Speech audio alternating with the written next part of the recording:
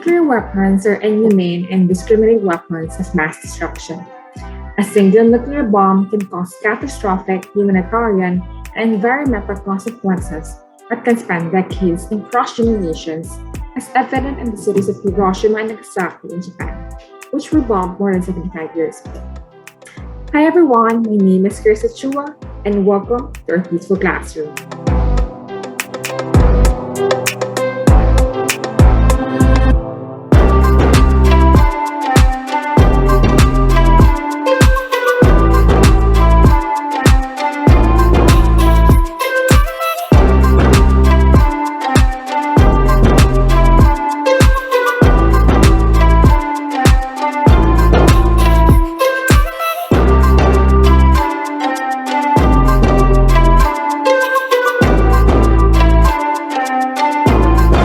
Welcome to our sacred space, our peaceful classroom.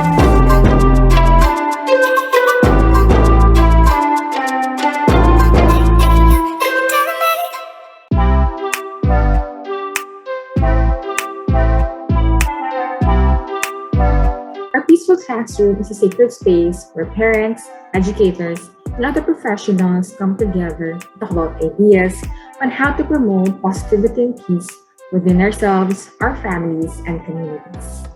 In August 6, 1945, a nuclear bomb was dropped in the city of Hiroshima, destroying everything on its path and killing tens of thousands of people in an instant, all while leaving thousands more injured and forever changed by this horrific event. Today, we are honored to feature a testimony session of a survivor of the atomic bomb, a Hibakusha, Ms. Koko Kondo. Ms. Koko recalls with us her memories as a child and the anger she felt towards the people who bombed her city. She also shares with us how she found her way to peace and forgiveness and became a campaigner against nuclear weapons. Join us and listen to the inspiring story of Ms. Koko Kondo. Greetings of peace to everyone. On behalf of the Center for Peace Education, Peace Boat, and Pax Christi Philippines, I warmly welcome you all to this testimony session. We want to give a special welcome to Ms. Koko Kondo, our guest speaker, and also to Ms. Rika Watanabe and her colleagues from Peace Boat, which is based in Japan. We're very fortunate to have Ms. Koko Kondo with us today.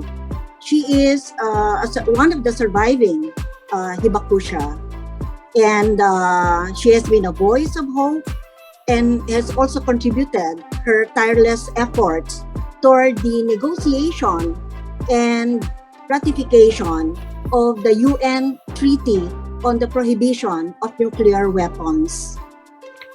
The treaty has entered into force, but its acceptance is not yet universal because of the lack of support from the nuclear-armed states. Hence, we are now in a significant moment, and we are holding this event to express our solidarity with the Hibakusha and with the international campaign to abolish nuclear weapons so that someday we will be able to live in a world free of nuclear weapons. Thank you for being here, and I warmly welcome you all again. Thank you so much, Dr. C, for setting the tone of this afternoon's event. And thank you to everyone who is here, who are here, for giving us space and attending. This will be a very exciting afternoon, and this event is possible because of our partner Peace Boat Japan. And I think we are all very excited to hear from Ms. Koko. So may I call on Ms. Rika Watanabe from Peace Boat to introduce our speaker for today. Rika? Okay. Hello, everyone. Can you hear me? Can you hear me all right? Yes. Good. All right. Good afternoon, everybody. Before I'm going to introduce you our dear Hibakusha Koko Kondo, let me briefly introduce to Peace Boat, what the organization I belong to, and why we're here together here today. This session with Hibakusha, Hibakusha's speaking and stories to be conveyed to the people from the world. So we call it Every Second Counts for the Survivors, Peace Boat Hibakusha Project Online.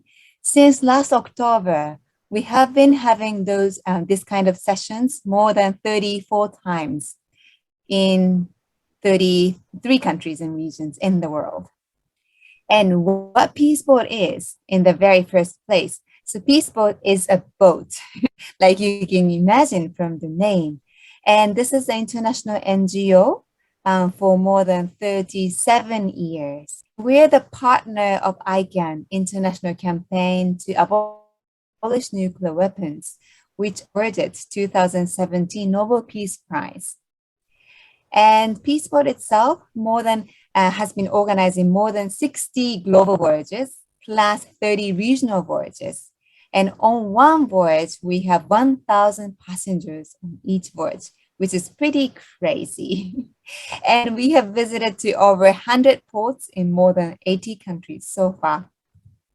And on the side of the ship, we have two logos. The first one is the UN Sustainable Development Goals. And the second one is ICAN. Those are the two biggest goals or the themes among a lot of themes that we are dealing with around the world.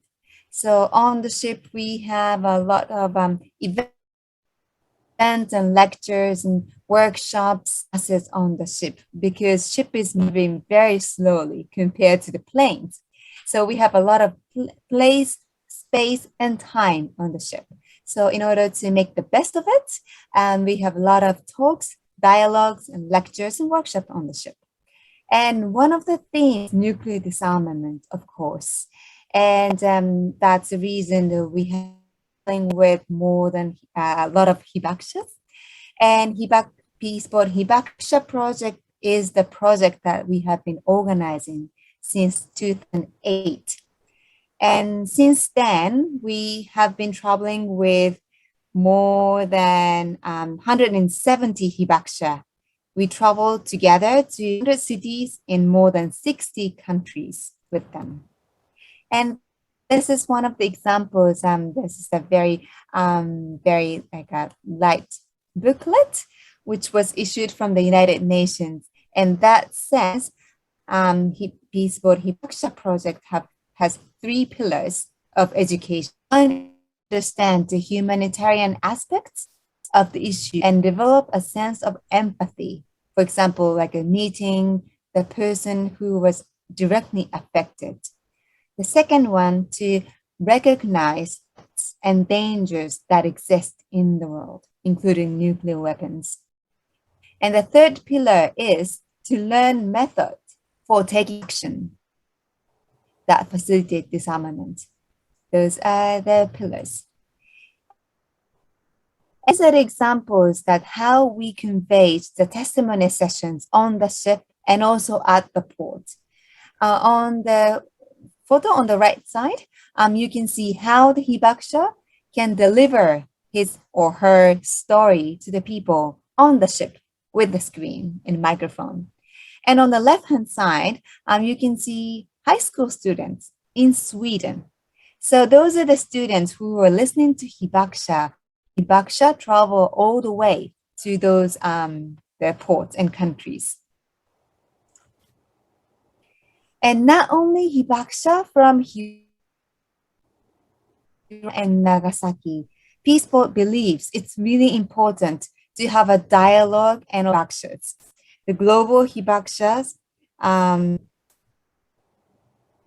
who are those impacted by nuclear testing, uranium mining, and other nuclear development around the world, like Australia, Tahiti, or French Polynesia, Marshall Islands, and Fukushima, and Kazakhstan as well.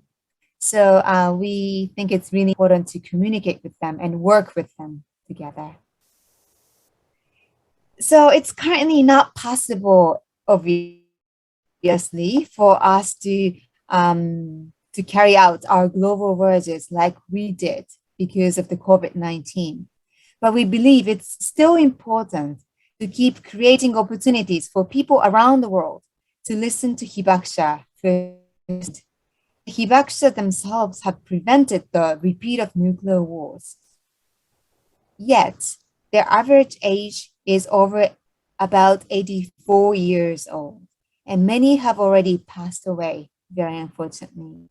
So, from firsthand, are becoming less and less every second.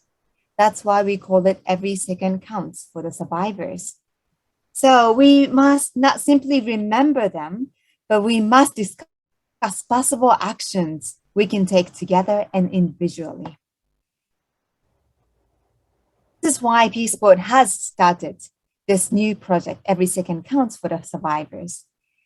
And like Loretta introduced, the TPNW Treaty on the Prohibition of Nuclear Weapons has entered at the beginning of this year.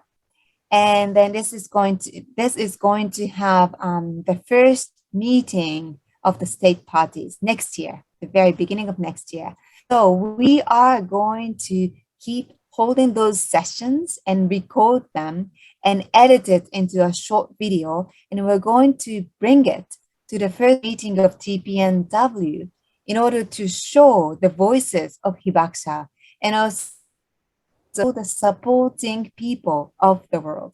So you are one of them. And I once again warmly welcome you to the Every Second Counts for the Survivors. More information is here. You can access here anytime. All right. Thank you very much. So now is the time for me to introduce my dear and also my dear mother, Miss Koko Kondo, who is the prominent atomic bomb survivor and the daughter of Kiyoshi Tanimoto, a Methodist minister famous for his work for the Hiroshima maidens. And now, please join me to welcome Miss Koko. Koko-san, お願いいたします。Thank you so much for the wonderful introduction. Before I would like to give a talk, first of all, I have to say this to you. If you have a very hard feeling toward Japan during the wartime, well, we Japanese did it for your people. Being a Japanese, I have to say, please forgive us. Well, 1945, August 6th, that day was a beautiful day. My father is a Methodist minister, and that morning he was already out from house at the parsonage. And at the parsonage, which was located about 1.1 kilometer away from Ground Zero, one lady came to the parsonage. So my mother held me in her arm and started talking to this lady. Then suddenly, whole house crashed.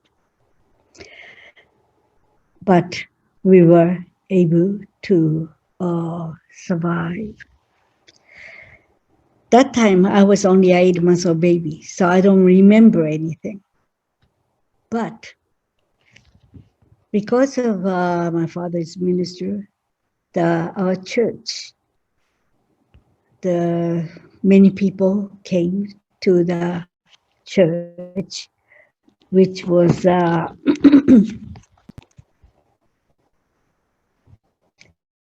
can you see this picture? Maybe it's difficult. Well, I saw those girls, many girls, teenagers, came to the church. But at first, I could not see those girls' faces because they are all disfigured. One day, one girl took found a comb and combed my hair. I just wanted to see the comb. So I turned right. But first, I saw the hand which she was holding the comb. All the fingers were melted. I was so shocked. What's happened to her? Even as a little girl, I could not ask her, what's happened to your hand? Then I listened to all the girls talking to each other. Then I learned there was only one bomb was dropped in the city. That's how those girls were all, the body or disfigured it. Only one bomb. So I thought, my goodness, the person who are on the airplane who dropped the bomb, they are the bad one. I'm the good one. So as a little Koko thought, someday when I'm grown up, I am going to revenge. I'm going to find the person who are on the airplane. I thought, they're the bad one. So I'm going to give a punch or bite or a kick to do the revenge. But as you know, my father is minister. When he found out, he's going to, give a long talk and through the Bible that, which, I shouldn't think about that kind thinking. So I decided to put everything into my heart. But someday I am definitely found those guys and do the revenge. When I was 10 years old, fifth grader in the elementary school, my father was working as a minister. At the same time, he started the project called Hiroshima Maidens. Those girls needed surgery. But at that time in Japan, we could not do it. And at the New York, Mount Sinai Hospital wanted to give the treatment for 25 girls. So the girls went to United States, escorting by my father and the 3 doctors, nurses, interpreters went to United States. Next day, we had a phone call from the United States. And my mother said, my mother found out the person that was calling from the United States, TV company, the program called This Is Your Life. And she said to my mother, Mrs. Tanimoto, please come to the United States tomorrow. So we went to this Tokyo and were able to get the passport and went to the United States. I will never forget 1955, May 11th. We are at the big studio and many audience were watching us. I was standing in the platform and of the stage. I saw the 3 persons. 2 persons I knew. My father's friends from graduate school in the United States.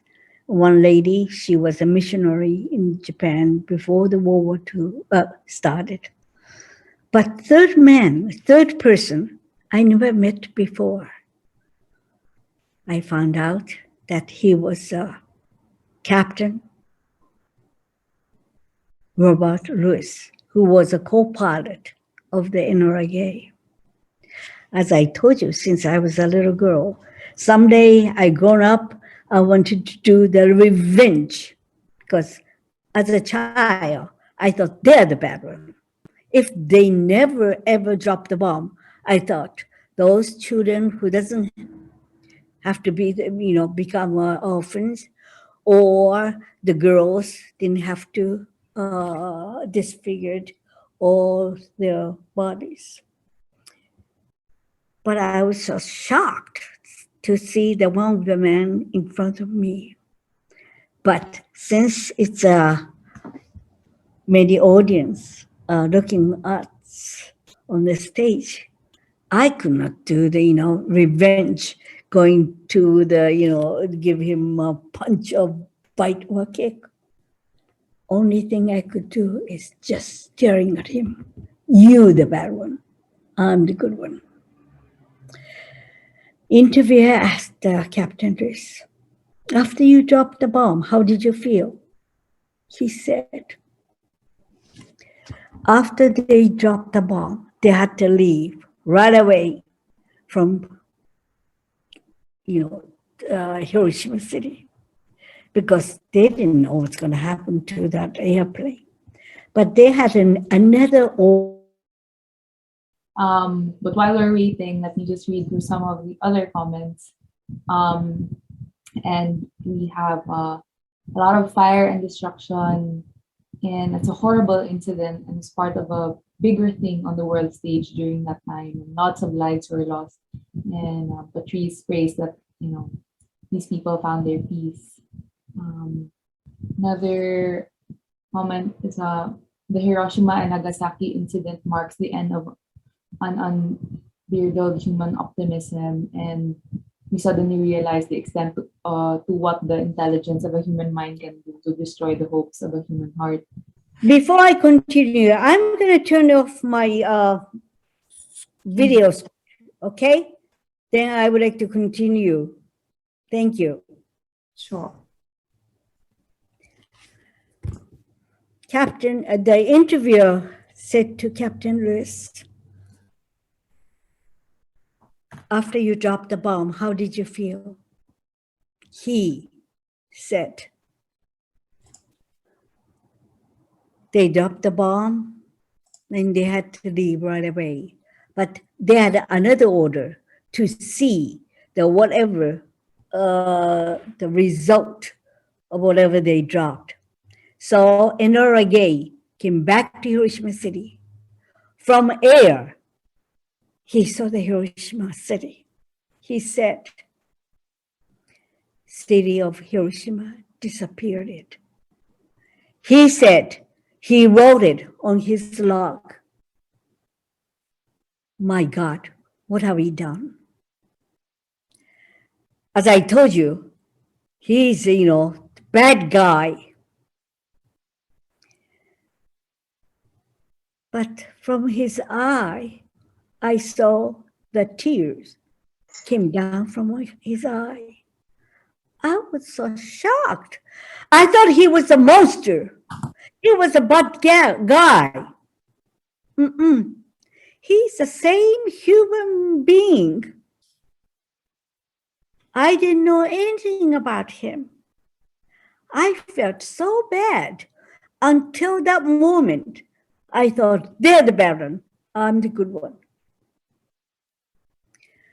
While the adults are talking to each other, I looked inside of my heart. Boy, I thought I was a good person, but sometime I would not listen to my parents' order. They told me not to fight with my brother. I fight with him. Once or twice, I hit at him. My goodness, I have a bad evil in myself. How can I say that he's the bad one? I'm the good one. I felt so bad. Since I believe in God, so God, please forgive me. I didn't know anything about him, but I thought he was a bad. I was a good one. After the end of the show, I don't know why I did it. I walked to stand next to him. I just wanted to touch his hand to show my apologies. He held my hand very tightly. That's the moment that I learned I should not hate this guy. If I hate, I should hate the war itself, which we human beings cause. That was a day I would never forget. My parents, especially my father, always told me, in our neighborhood, you're the only baby survived from our neighborhood. That's why we want you to work for peace. We want you to work for Hiroshima. But I always said, not me, sir. No, not me. Because being a Hibakusha, I went through the guinea pig to check all my bodies, to find out how the radiation affected the human beings. That was a very difficult examination. But later I found, yes, in order to find how this radiation affected human beings, that's the probably only way to find in the whole world. And later, I found many of the good doctors through ABCC. And today, I would like to walk in the footsteps of my father, because the many survivors for 76 years, they ask for the whole world to abolition of the nuclear weapon. But sorry, we still have it in this world. You are the young people.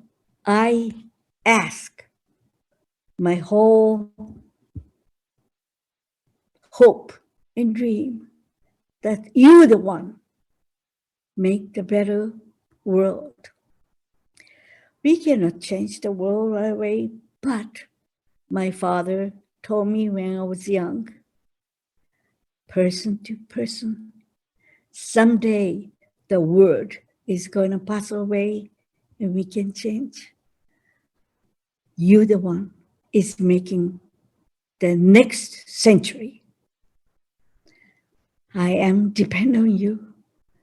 Please, we would like to have a peaceful world so that everybody in the whole world, we can live together in this world. Our world is beautiful. We don't want to destroy. And I am really sincerely hope that we can talk to the people, to people. Then we can change the better world, the abolition of the nuclear weapon, nuclear power from this world.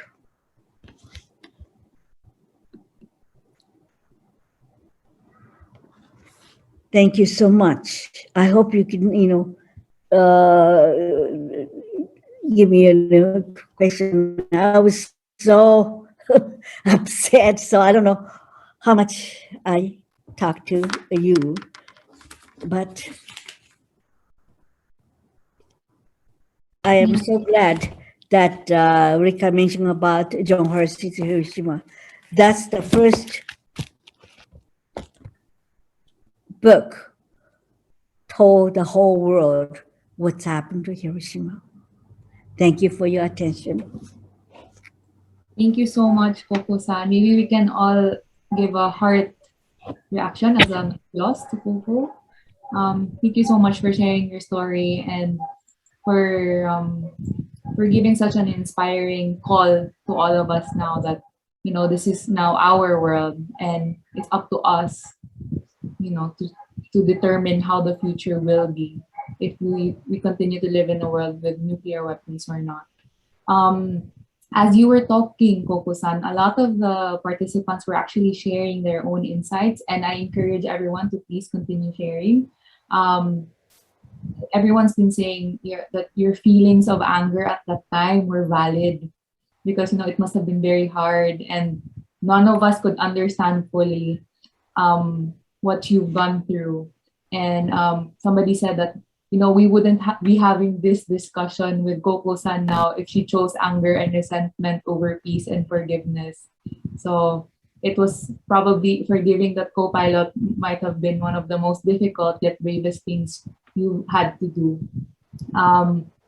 Thank you. There are, Thank you. I would like to, one thing I would like to mention that when I was a college student, I was in the United States. I really wanted to see him again because I wanted to tell him, thank you, sir. It's because of you changed me that I should not hate, you, pilot. I should hate war itself. So I tried to hate him. And United big father's, classmates from a grad school. And a few months later, the man sent it to me. The letter said, Koko, I'm sorry, he's in the hospital. I don't think you can see him. Then I was so busy working at, schoolwork. So after 5.5 years, I came back to Japan. One day I opened a newspaper, said he passed away. Of course, I regret. But in Hiroshima, we have a cenotaph. There's an inscription said, let's all the souls rest in peace. We shall never repeat our mistake, our evil. I would like to give that word to Captain Lewis. 3 years after that, one of the... While we wait for Koko-san to come back, let me just read through again some of the comments because we have a lot. And thank you everyone for being so open and for participating through the comment section. So everyone's very thankful, for the eye-opening story indeed. There's a lot that said, important learning from the human side and what we can do to feel compassion even for the perpetrators, to create a dialogue and make the evil disappear. I think it's good to acknowledge that a lot of our participants today are also young students. And so this may be their first time hearing about the Hiroshima and Nagasaki bombing from, directly from a survivor of it. And so a lot have shared that they're very thankful to hear and for Koko to be sharing her story. Let me see.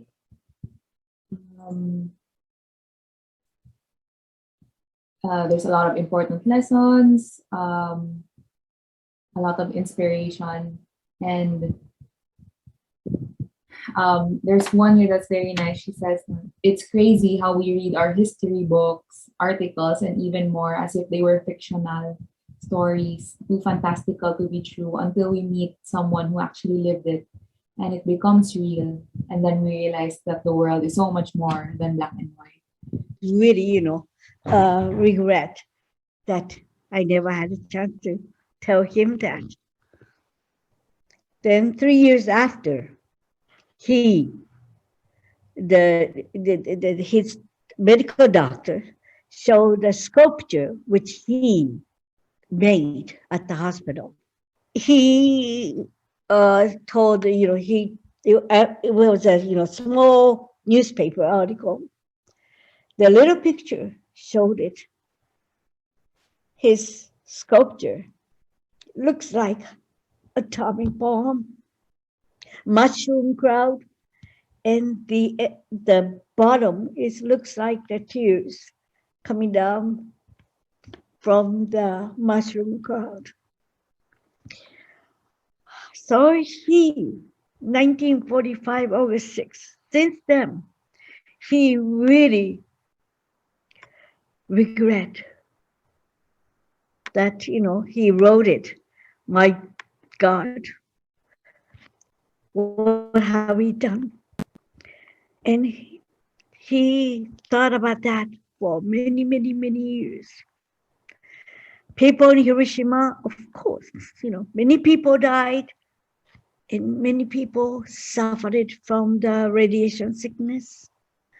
But the person who are on the air went through the very difficult time in his life.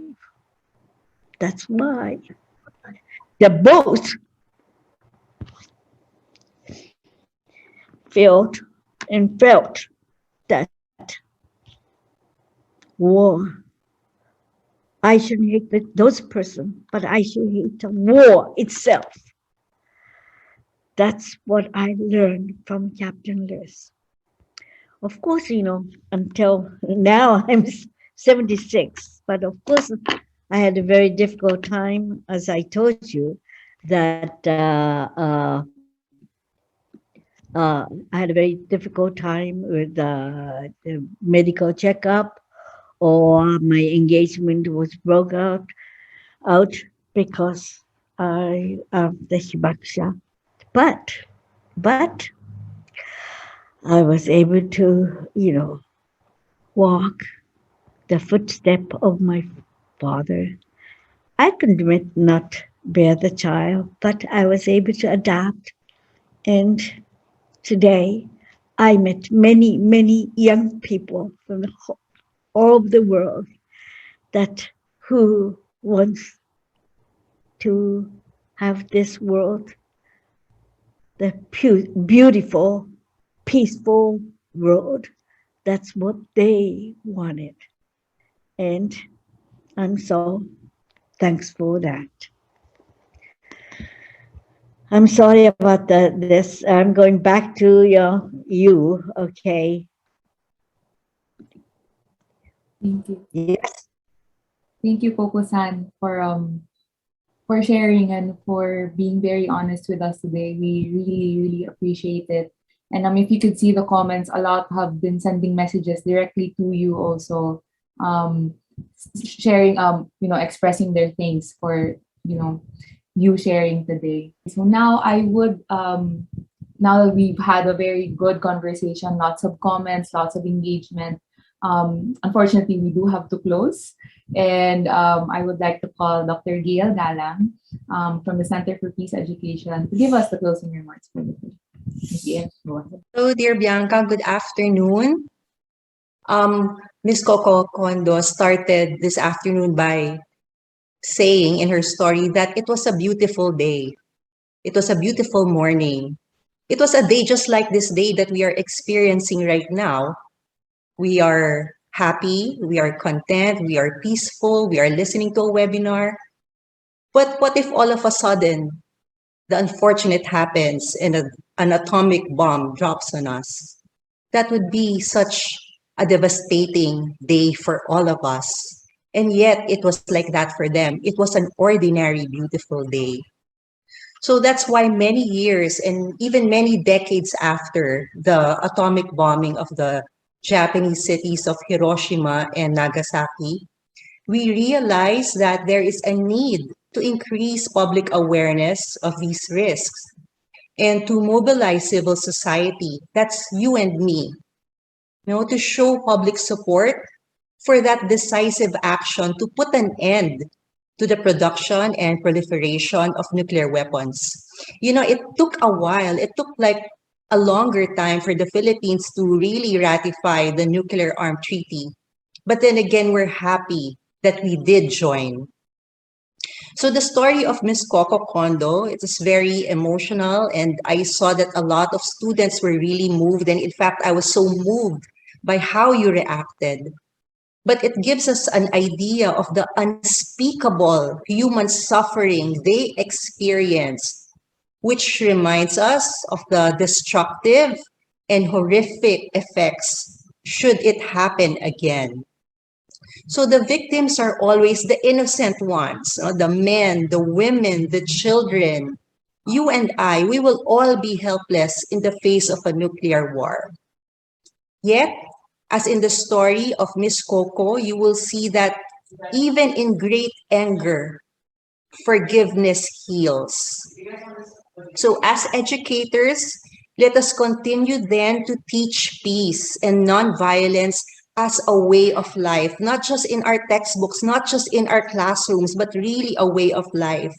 So this should be the new focus of what it means to show nationalism and patriotism. And to our dear students, I think I know some of you and many of you still remember me. You know, as we say no to nuclear weapons, in the same breath, we should say no to anger, no to hatred. We should say no to cancel culture.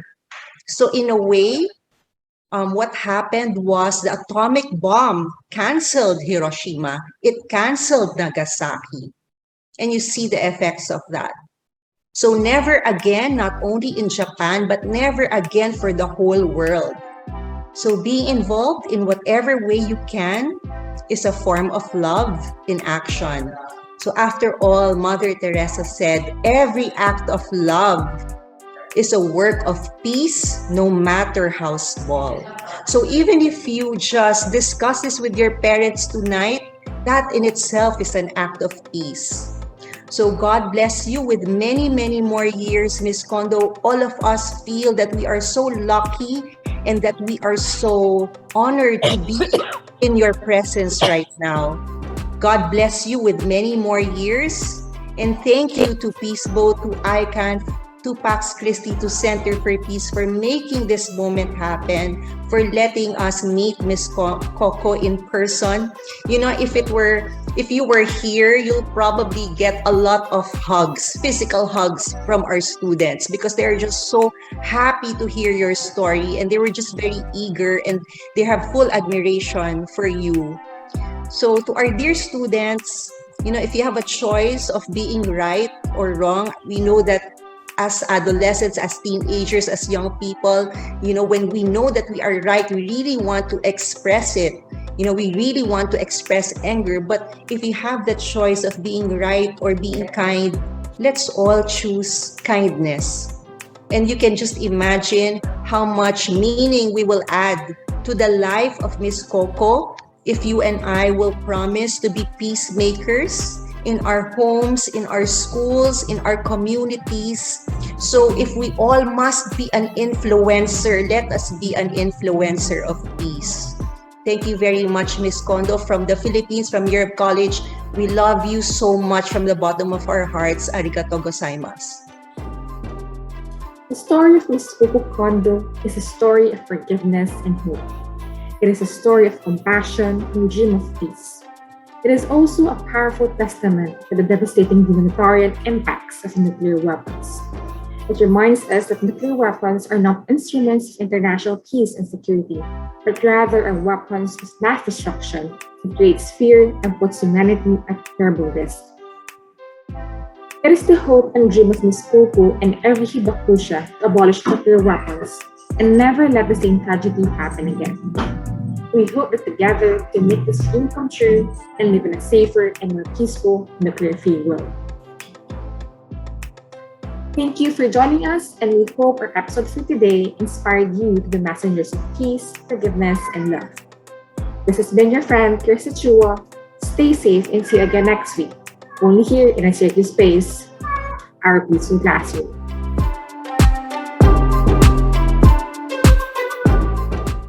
Congratulations, Philippines, for ratifying the Treaty on the Prohibition of Nuclear Weapons.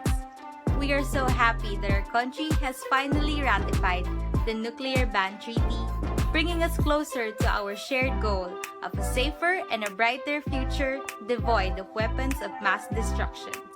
The Philippines' ratification of the treaty reinforces our Constitution's mandate to adopt and pursue a policy of freedom from nuclear weapons in our territory, as these weapons do not only create fear and endanger all of us, but also cause harm to our environment. As youth, we will inherit the consequences of the decisions that are made today. The Philippines' ratification of the Nuclear Ban Treaty made us very proud and grateful for this incredible step towards safeguarding all life on Earth.